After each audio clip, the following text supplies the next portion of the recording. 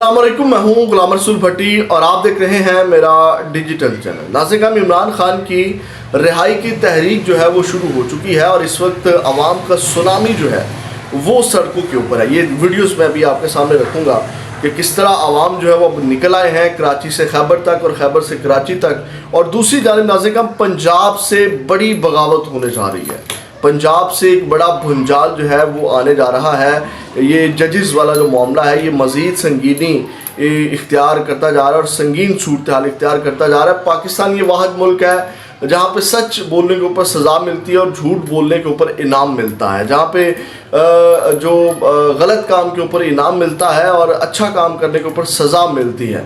चाहिए तो था कि 6 जजेस ने जब ये तमाम काम किए तो उसके बाद जो है वो उनकी हौसला अफजाई करनी चाहिए थी, उनके साथ खड़ा होना चाहिए था, उसके ऊपर कार्रवाई होनी चाहिए थी, लेकिन उसके ऊपर जो है वो और ये मामला जो है वो कर दिया गया। अब ये जो 1 घंटा 20 मिनट मुलाकात जारी रही है उसका पहला नतीजा सामने आ गया है। कादी फ़ायज़ ईसा और शहबाज शरीफ साहब की जो मुलाकात जारी रही, अब ये एक्सटेंशन वाला जो मामला है इसकी डिटेल भी आपके सामने रखनी है। और जो शेर अफजल मरवत साहब हैं उन्होंने एक नया धमाका कर दिया है। अब उन्होंने क्या नया कट्टा खोल दिया है इस हवाले से भी आपको अपडेट करेंगे, लेकिन तफसीलात में जाने से पहले हमेशा की तरह आपसे दरख्वास्त, चैनल को सब्सक्राइब कर लीजिएगा, बेल के आइकन को प्रेस कर लीजिएगा ताकि हर वीडियो का नोटिफिकेशन आपको मिल सके और वीडियो को लाइक ज़रूर कर दीजिएगा। नाज़रीन, सबसे पहले कादी फ़ायज़ ईसा साहब की एक्सटेंशन वाली बात कर लेते हैं। जो 1 घंटा 20 मिनट मुलाकात जारी रही और उसके बाद जो है वो रिजल्ट्स आना शुरू हो गए, फिर उसके आगे बात करते हैं। नाज़रीन, मुलाकात जारी रही जिसमें मुबैना तौर के ऊपर तमाम मामलात तय पाए और डिसाइड हुए और उसके बाद जो है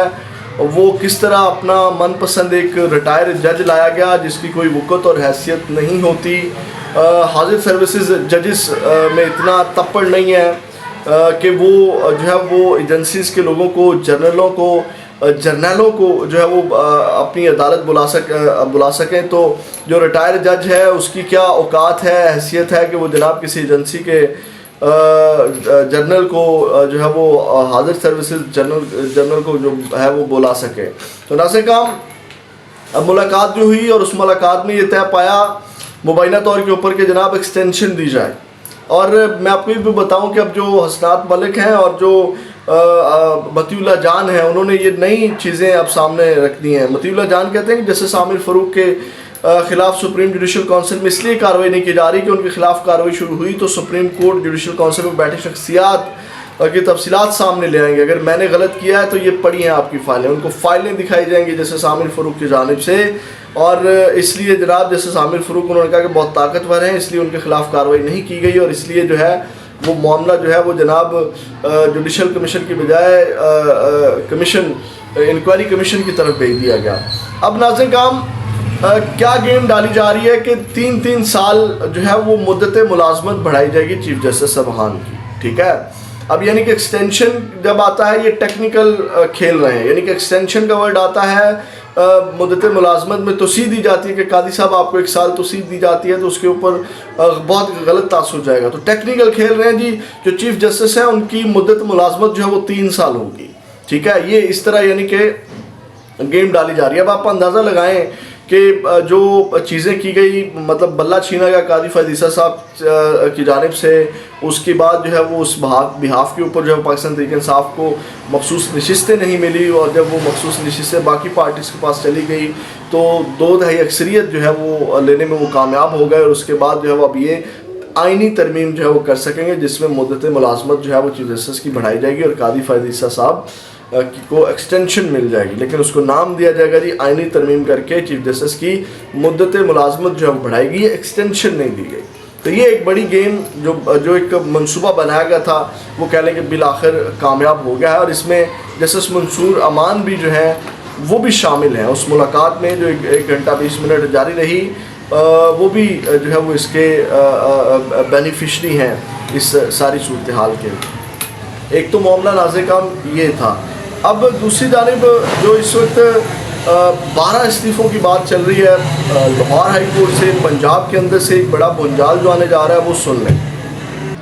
नाज़रीन, अब कहा यह जा रहा है कि ये जो सारा मामला है इसके ऊपर ख़बरें जो आ रही हैं वो ये हैं कि लाहौर हाई कोर्ट के अंदर से 12 इस्तीफ़े जो हैं, इकट्ठे इस्तीफ़े जो हैं वो तैयार हैं, जो कि एक पूरा निज़ाम को हिला के रख देंगे। 12 इस्तीफ़े एक साथ आना, ये इस वक्त इतलात और ख़बरें आ रही हैं। और इस हवाले से अब जजेस जो हैं वो गौर कर रहे हैं, क्योंकि पहले भी जो जजेस ने जो कदम उठाया, जजेस ने जो फ़ैसला किया, उस हवाले से जो है वो आपको पता है कि किस तरह उन्हीं के ख़िलाफ़ एक महाज जो है वो खुल गया है और उन्हीं को टारगेट किया जा रहा है, उन्हीं को मिसकंडक्ट उनका बनाने के लिए जो है वो पूरा एक प्लान जो है वो रचाया जा रहा है। तो इस सब के अंदर ये जजेस अब ये सोच रहे हैं कि हमने क्या लाहेअमल अख्तियार करना है, क्या प्लान जो है वो लेकर के चलना है, और फिर उसके बाद जो है ये 12 जो इस्तीफ़े हैं वो इकट्ठे लाहौर हाई कोर्ट से आ सकते हैं। अब ये चीज़ें चल रही हैं, बड़ी हलचल है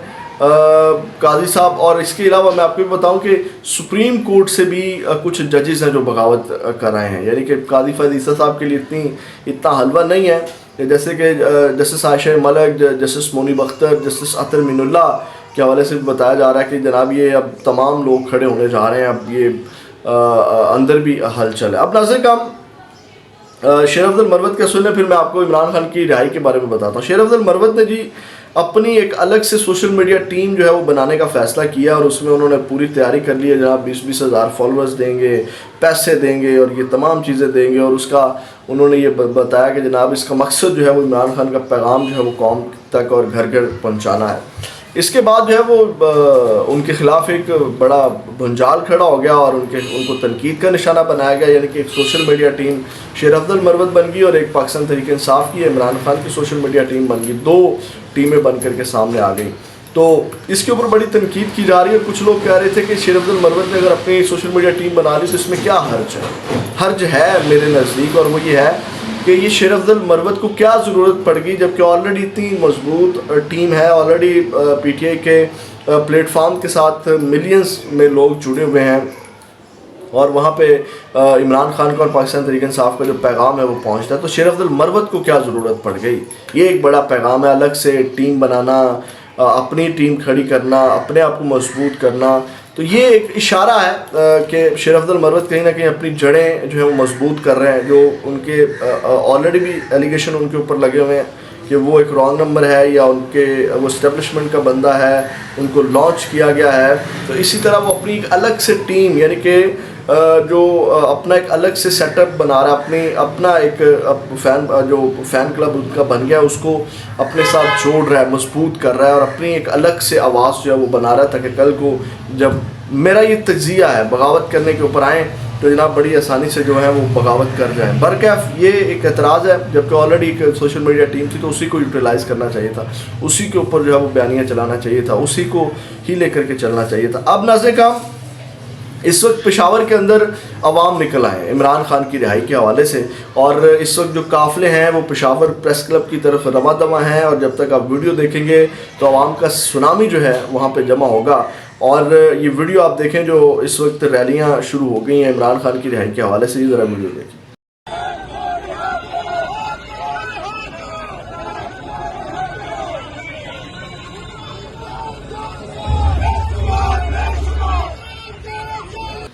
नाज़रीन हम इसी तरह जो है वो आप कराची से देखें कि कराची के अंदर से भी जो है वो लोग कल भी निकले, आज भी जो है वो निकल रहे हैं, और बड़ी तादाद में अब जो है ये लोग अब इमरान खान की रिहाई का मुतालबा लेकर के सड़कों के ऊपर आ गए हैं। अपना बहुत ज़्यादा ख्याल रखिएगा। पाकिस्तान जिंदाबाद।